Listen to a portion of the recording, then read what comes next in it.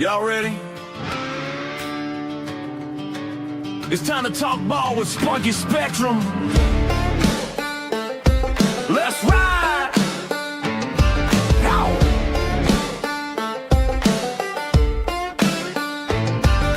Woke up in the morning, coffee in my hand, another season about to start. I'm the fantasy man, scouting sleepers, crunching numbers late at night, building rosters that gon' shine under them lights. From rookie watch to big revenge, I see it all, stacking points while the league's watching me ball. Best ball drafting, no waivers, just pure skill. I'm taking shots, watch the whole league getting killed. Yeah, the grind don't stop, the picks stay high. When the money's on the line, I connect the dots. We're talking fantasy football, best ball drafting deep. Spunky Spectrum spinning, put a league to sleep. 15 grand on DraftKings, cashed it like a king. Now the whole damn country know I run this thing. Yeehaw, raise them up, another W in the books. Fantasy king, got the trophies and the looks. From the podcast mic to the big check in my hand, this is Spunky Spectrum boys, the fantasy man.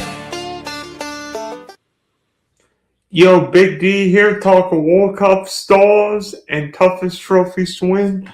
Spunky Spectrum Sports, driving the top productions. It's 8 o'clock here in Southwest Florida, and you know what? World Cup's happening.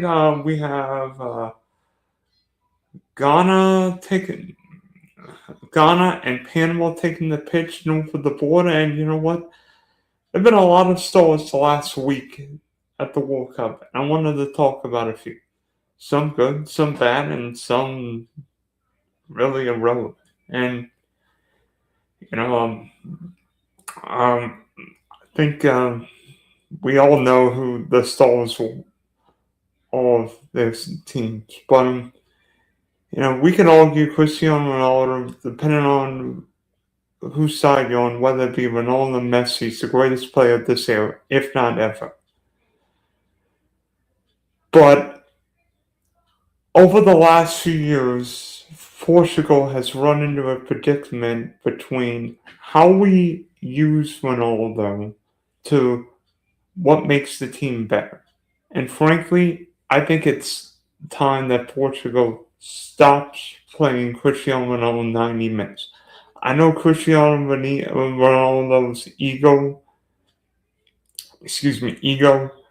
is bigger than his goal scoring for club and country, but I don't think Portugal's the same. Portugal has continuously wasted the prime career of Bernardo Silva, of Bruno Fernandes, and all these great Portuguese players. And now you look at Vitinha, Nuno Mendes, and wonder what's going to happen.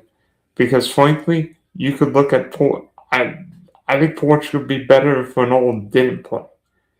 Because this Portugal team is good enough to win the World Cup. I predicted Portugal to make the final. But if Cristiano Ronaldo is going to play 90 minutes every single game, Portugal will not win. I mean, yes, Ronaldo can still score goals. He has more. But Cristiano is not going to track back. He's not going to do the little things. And, you know, I guess that's come to expect of a 41-year-old player. But Portugal's midfield is so great that I think Portugal's got a problem.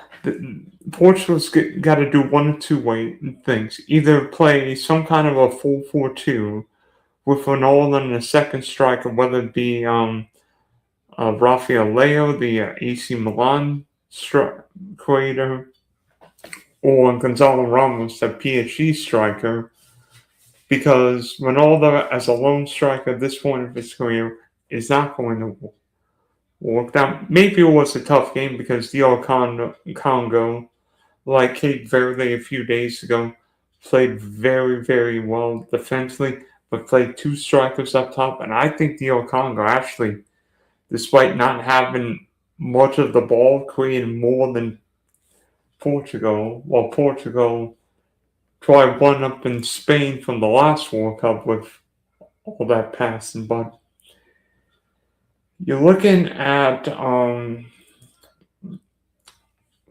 day. I mean, 25 touches, 3 shots, not really causing a whole lot. And frankly, Portugal didn't create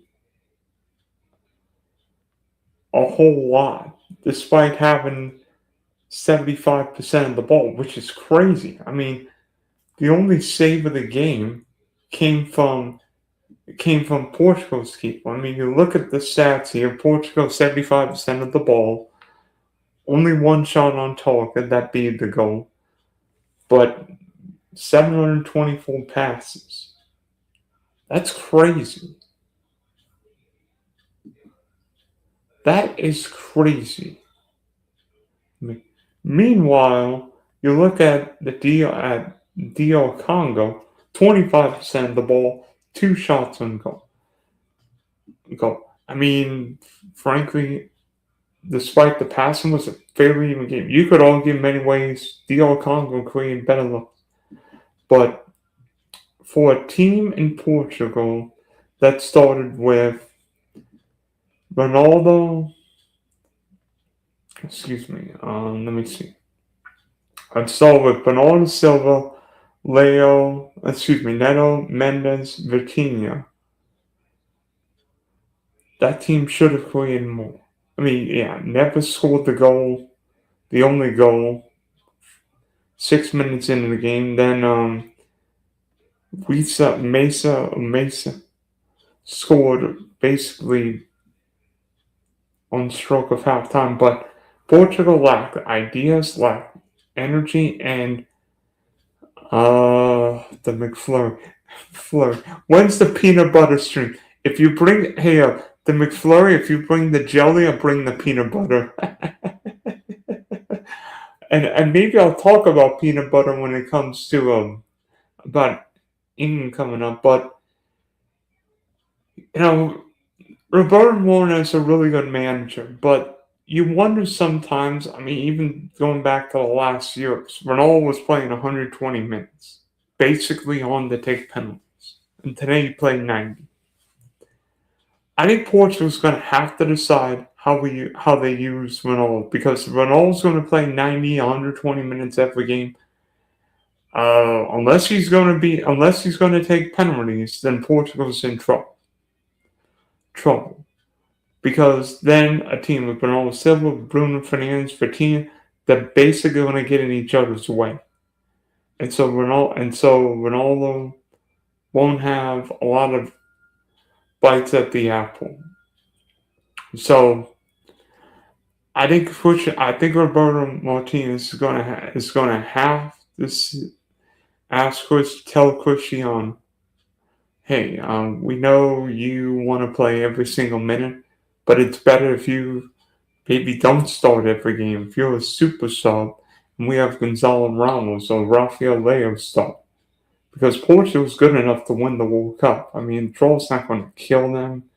I mean, we'll see what Colombia and Uzbekistan do at a second later tonight, but in a World Cup where there've been a couple surprise draws, this being the latest one, wanted to talk about how a couple of Portugal stars were less than great. I mean, Bernardo Silva didn't even start the second half. He was taken off at halftime.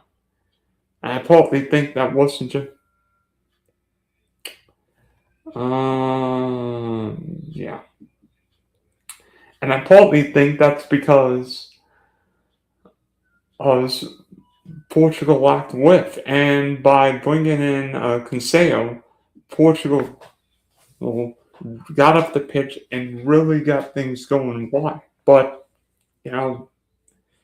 I think Portugal's got to do more. We'll see maybe Rafael Leo or Gonzalo Ramos starts the next game, because the last thing Portugal wants is to finish second or third and have a much tougher round of 32, round of 16 game. So, and then probably no harm, no foul, but I think questions will be asked. And one more thing about Portugal, maybe it was also because Bernardo Silva picked up the yellow card in the game. So, I mean, who knows? There was a bad tackle. Royal late in stoppage time made an unnecessary tackle. I mean, you could argue could have been read. I mean, I think Owen Hargraves, who was broadcasting the match for Fox, said the tackle was more WWE than football. Yeah, Hulk Hogan would have been proud. Yeah, I don't think I would have. It might have been a good SummerSlam move, but not necessarily a football move. And the referee quite rightly showed the call. So, but Portugal and DR Congo drew 1-1. And each team got a point and no foul. To the second game today, England and Croatia. It's been 6 years since England's won a World Cup. I don't think a side faces the kind of pressure that England does. And what we saw today is what England could be. Harry Kane was fantastic. Not just scoring goals, but coming back, helping out his defense, helping out the midfield, winning headers, passing to his teammates, and showing the all-around genius his team can be. I mean, you look at if you look at the stats, expected goals 2.8 to 0.71. How this game was even 2-2 at halftime is beyond me, but I think Croatia would say, yeah, England probably better than us. But England, more possession, 11 shots on goal to 5, more passing.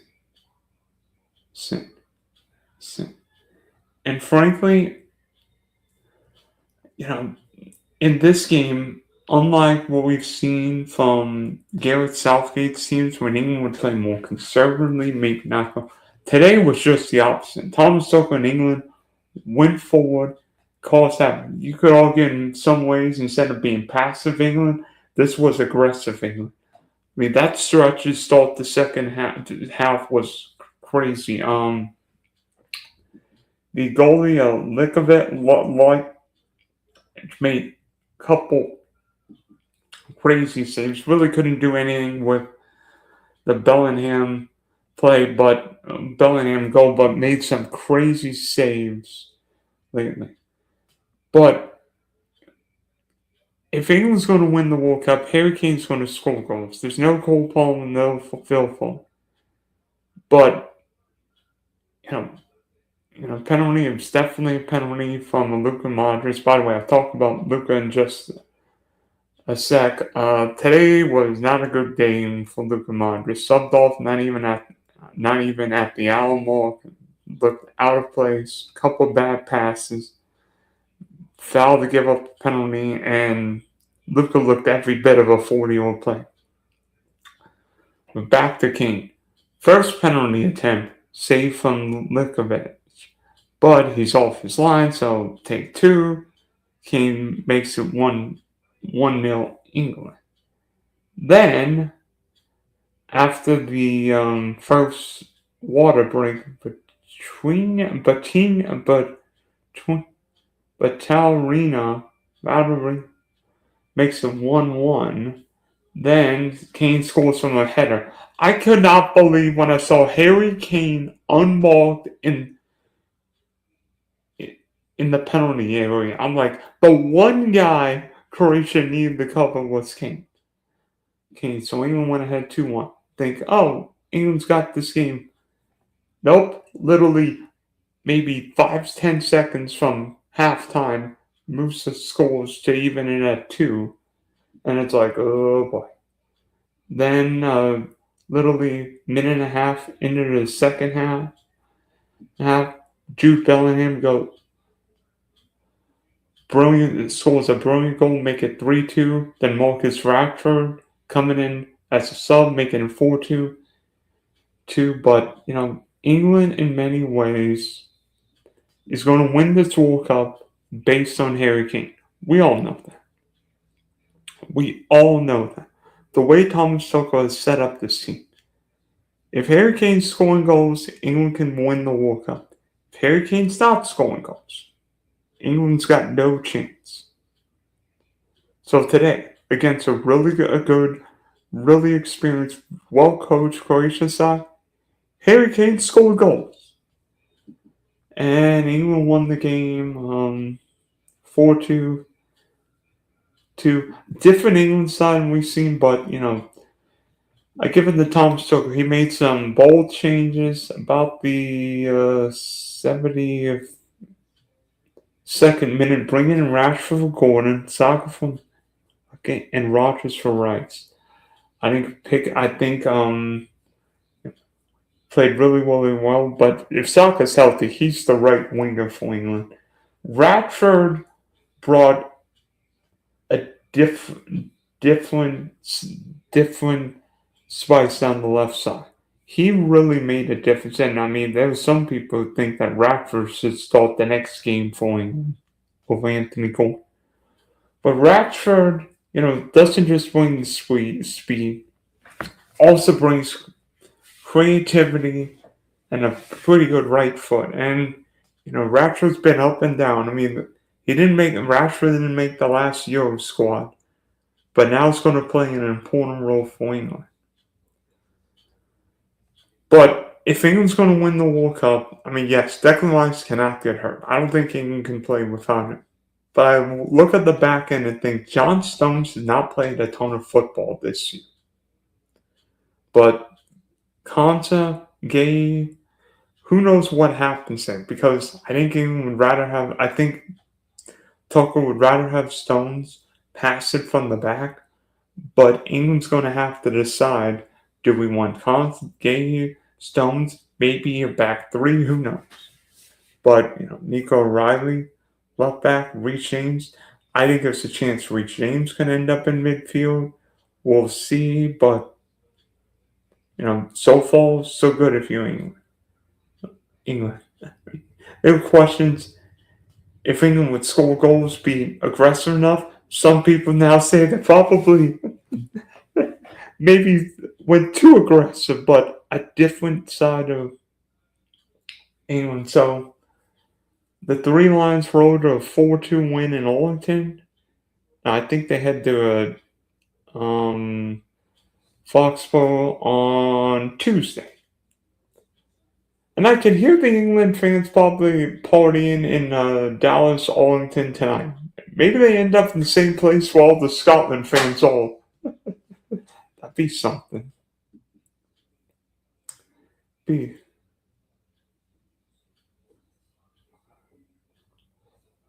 something right.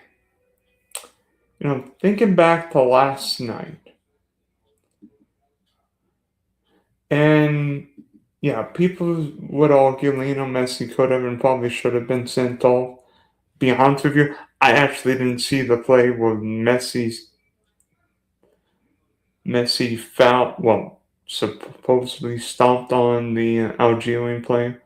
Maybe the referee didn't see it. I have no idea, but nevertheless, Messi gets away with it. But in the end, I think what we saw last night is the most creative genius football has ever seen. I'm not sure there's a footballer, past, present, or future, with the calculating brain and the ability to do whatever it takes. It could be pass here, it could be score here. I mean, we know Messi's not what he was 10 years ago, 5 years ago, or even at the last World Cup. That doesn't matter. Father time might slow down Messi, but we see Messi there in the moments. I mean, scoring a hat trick. First guy to score a hat trick since Cristiano Ronaldo against Spain 2018. And I know Messi would have watched Mbappé and Haaland score 2 goals and thinking, I could do better. Even Miroslav Klose said, yeah, I expect my World Cup goal scoring record to fall by the wayside. Well, Mbappe got 2 last night, so good chance he's got the record. But Lionel Messi tied Klose with 16 World Cup goals. So, the fact Mbappe has got a chance to break the record and probably play in one, if not two more World Cups at least, is something. But again, the genius, the creativity, and in a stadium where Chief fans are used to seeing Patrick Mahomes do the left-handed passes, the craziness. Messi, Messi, see, made football easy last night. And Argentina is more capable of winning this World Cup because of that guy, number 10. The five, yeah, Lionel Messi, 5'7", from Argentina. He plays for Inter Miami. Not a bad player, right?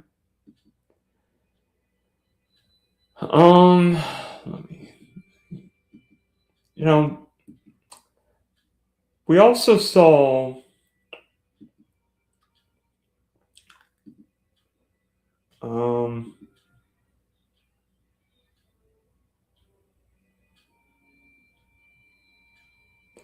in the with Norway and France.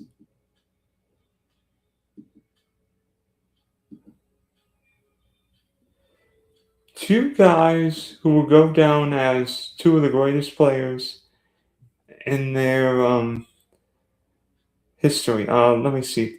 Hey, Taylor Messi has been legendary sport for a very long time, easily in the finals unless you have an upset. You know what? Twee, I don't think you're crazy. I mean, the fact Lionel Messi can do it, and I think Argentina has played enough with and without Messi where it frankly doesn't matter. Messi plays or Messi doesn't play because Lionel Scaloni has got a side that's built to play with Messi or without Messi. So, yes, Argentina would for sure want to have Messi, and surely the crowd would have been electric no matter who was playing for Argentina. But we know the crowd was there to watch Lionel Messi last night. I mean, bet you a few of those fans were there to watch Messi play in Kansas City a year or so ago in Miami. Thank you. But back to the goal scorers. Erling Haaland and Kylian Mbappé are both dynamic players, but they're different players. Erling Haaland is an old school number 9 striker, and I think we've seen what Haaland can do with Manchester City, score a lot of goals. And last night we saw Haaland on the big stage look like one of the greats. I mean, scoring a couple goals, leading Norway to a convincing 4-1 win over Iraq. I think Haaland was 1.85 goals, 4 shots on goal. Oh, he was fantastic. And on a game that honestly probably felt like Norway dominated. Well, yeah, they did, but knowing what Haaland is capable of doing, even if a team dominated Norway for 95% of the game, Haaland could have 1 or 2 chances, put them in the net, all of a sudden Norway can beat a team. That just the big Viking makes a big difference. And I mean, I'm not sure Man City would have the success without Haaland. But for a side that's not used to playing the World Cup, having that guy, having Erling Haaland makes a difference. He's the reason why Italy didn't make the World Cup, because Norway convincingly beat Italy home and away in the World Cup qualifier. And in a group with Senegal, in a group with France, Haaland could be the difference in Norway making it out of the group, finishing second, or maybe even pulling off a bit of a surprise and winning over France. And speaking of France, yes, Kylian Mbappé. We've all seen fancy cars around town. We see a Corvette. We see a McLaren. A Beamer, a Porsche, a Ferrari. Kylian Mbappé may be the fastest football player I have ever seen. When that guy gets his V12 started, wow. That French Peugeot engine goes 0 to 60 in 1.2 seconds. And in a game where, honestly, I do not believe that Kylian Mbappé played a great first half, didn't matter. Did not matter.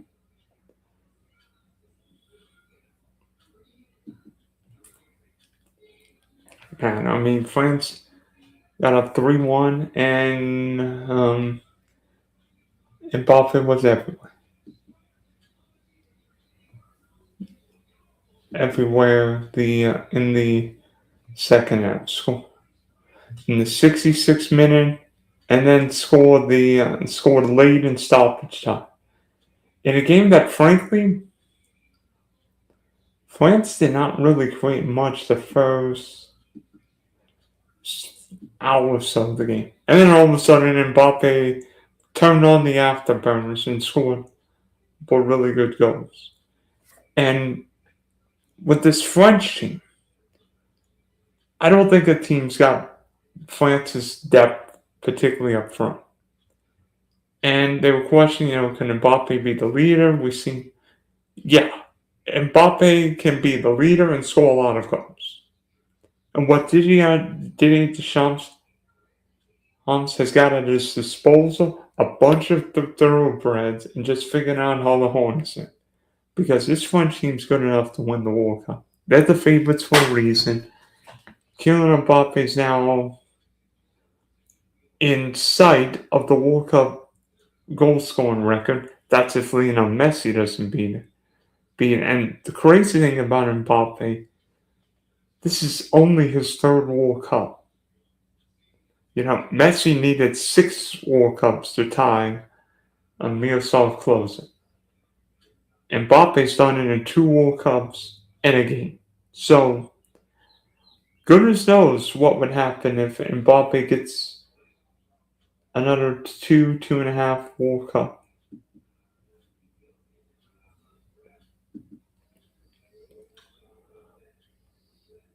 World Cups. And,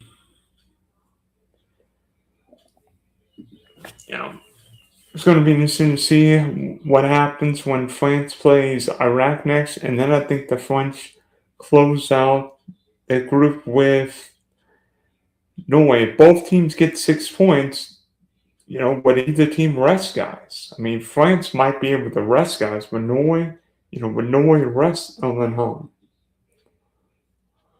Haaland? Against France. Of course, France might be able to say, yeah, we'll rest these guys. We'll play Turkey. We'll play all the other reserves who would suffer any of the team outside 1 or 2 at the World Cup.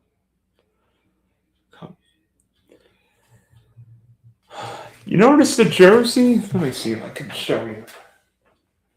You notice the jersey? Not delivered, but bought and paid for today. Yes, I got a Christian Pulisic jersey. Oh.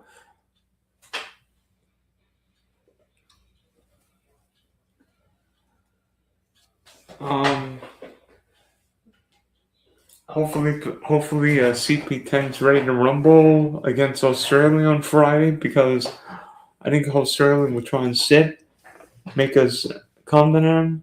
We'll have to break down the Aussies, but I think it'll be a tough test. I think it'll be a fun test in Seattle. And I'm intrigued to see what happens there. And I want to see what Colombia does at Azteca, especially at the altitude tonight. We hit 30 minutes,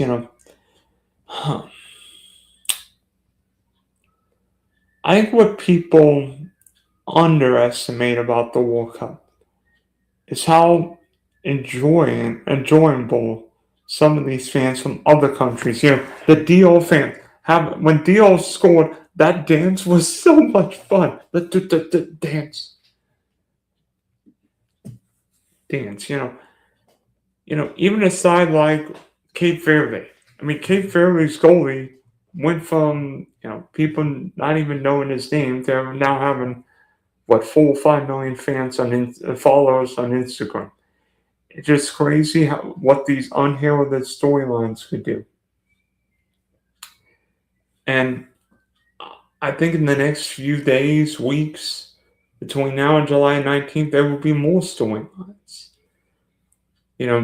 Who's going to be that next hero? Could somebody, maybe that guy, put the U.S. in a quarterfinal, whatever, or a semifinal? Maybe, Harry Kane could lift England to its first World Cup in 6 years. Could Lionel Messi do what no country has done at the World Cup since Brazil in 58 and 62?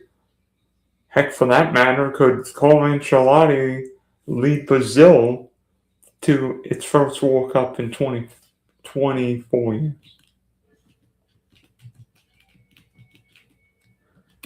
That's why I'm excited to see what happens. It's because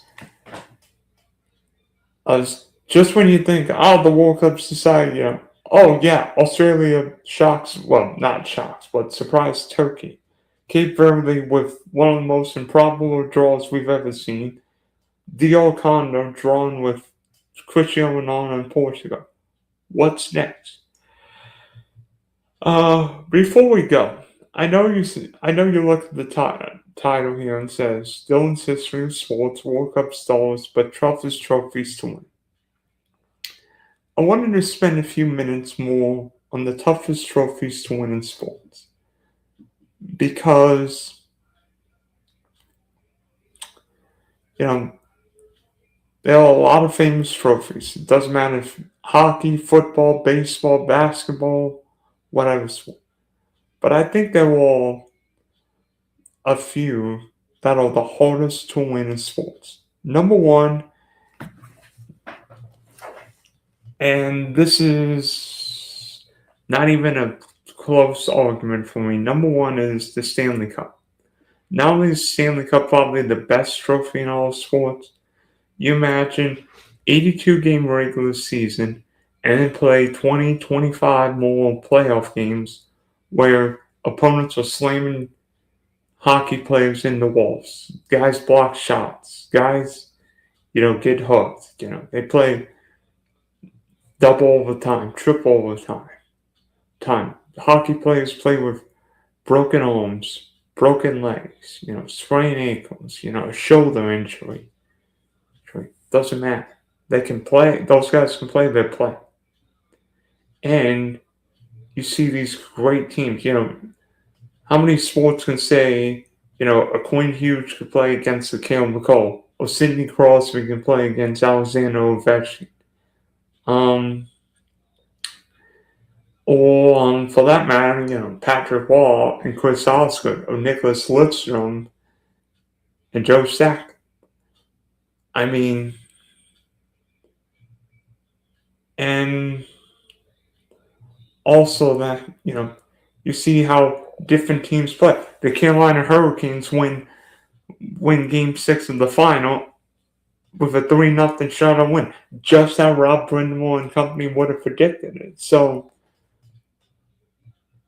it's just remarkable to me what these guys go through, and yet the prize is worth every ounce of blood, sweat, and tears. Number two, and this might be a bit of a surprise, is the NCAA Men's Basketball Trophy. March Madness is probably one of the most entertaining times in the year. And while the trophy is nothing special, March Madness is probably the hardest one of the hardest, and not just hardest, trickiest to win. Because teams need to win 6 games. The Super Bowl is just 1 game. The World Cup final might be teams might only have to win 1 game. But if a team plays bad 1 game, they're gone. One shining moment. There's a reason why a Cinderella makes a difference. You imagine if, FGCU beats Georgetown. NC State beats Houston 1983. Villanova beats Georgetown 1985. Santa Clara with Syracuse. And especially with these NIL teams, one bad game, one bad moment, one bad stretch, and a better team loses, not because the players are bad, but because maybe the coach makes the wrong tactical error. Maybe he should call timeout. Maybe he should put in a better foul shooter. Or maybe somebody doesn't box. Or maybe a team doesn't box out, and then a lesser opponent gets an easy bet. Or maybe think of Florida and Iowa. Florida just absolutely self-destructs and gives Iowa an easy bucket. It's just crazy. While simply men's basketball trophy is not the biggest, I think March Madness is certainly hard to win. Number 3, probably the Lombardi Trophy. Single elimination, so different than the Stanley Cup Final, different than the NBA Final, different than the World Series. But football but Lombardi is what every NFL player wants to win. And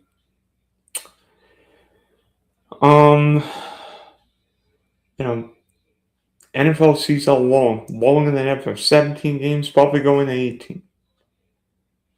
But these guys, start in May, June, July, and go to February.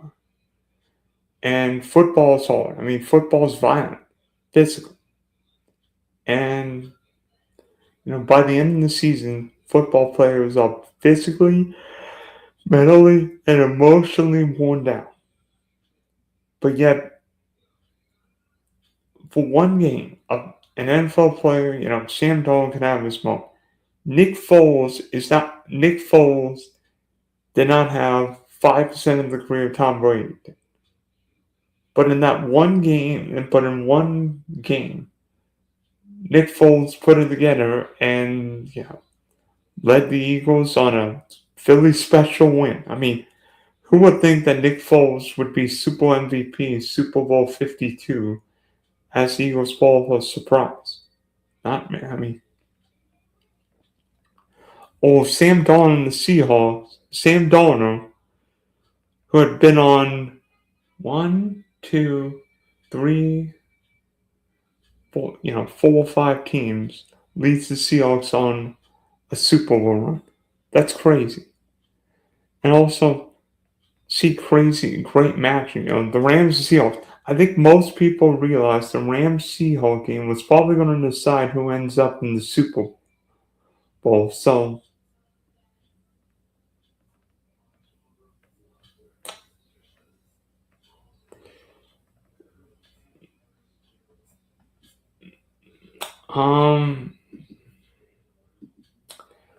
it's just to me that crazy that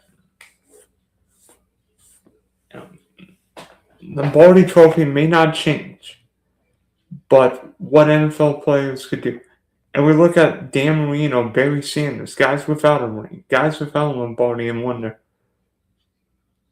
what would happen if Dan Marino got a ring, or Barry Sanders got a ring?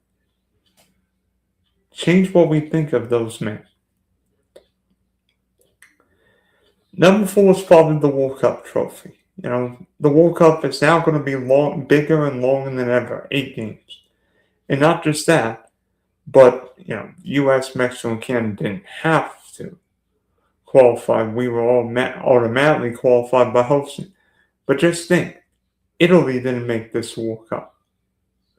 Italy, multiple time winners, with a long lineage and history in football. Italy hasn't made the World Cup the last 3 times. It's crazy to think. But, until 2022, they were questioning whether or not Lionel Messi would ever win a World Cup. And now, could he go back to back? Pele, what Brazil did in 58 and 62.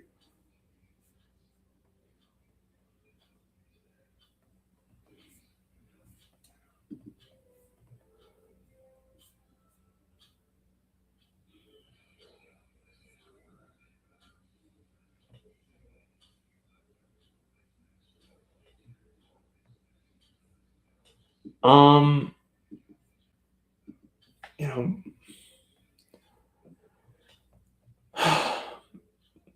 and I want, games could go 90 minutes, games could go 120 minutes, games could even go to penalty. Doesn't matter.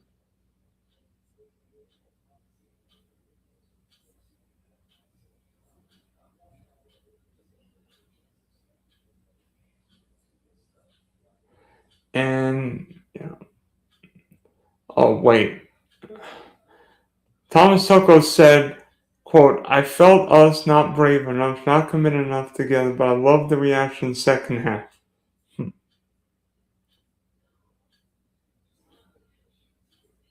know what?